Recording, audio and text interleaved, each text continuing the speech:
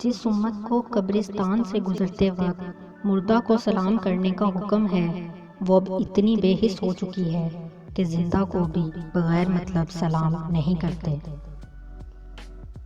مسئلہ یہ نہیں ہے کہ حق بات کہنے والے علماء کرام ختم ہو گئے ہیں، مشکل یہ ہے کہ ہم صرف اپنی مرضی کا حق سننا چاہتے ہیں۔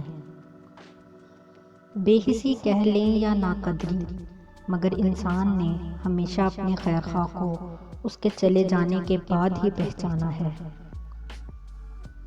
بعض دفعہ اللہ تمہارا یوسف اس لیے بھی گم کر دیتا ہے کہ تم یعقوب کی سی تڑپ پیدا کر سکو۔ عمر سے زیادہ حالات انسان کو جلدی بوڑھا کر دیتے ہیں۔ انسان کو کام اور محنت سے اتنی تھکاوٹ نہیں ہوتی جتنا لوگوں کے رویے تھکا دیتے ہیں۔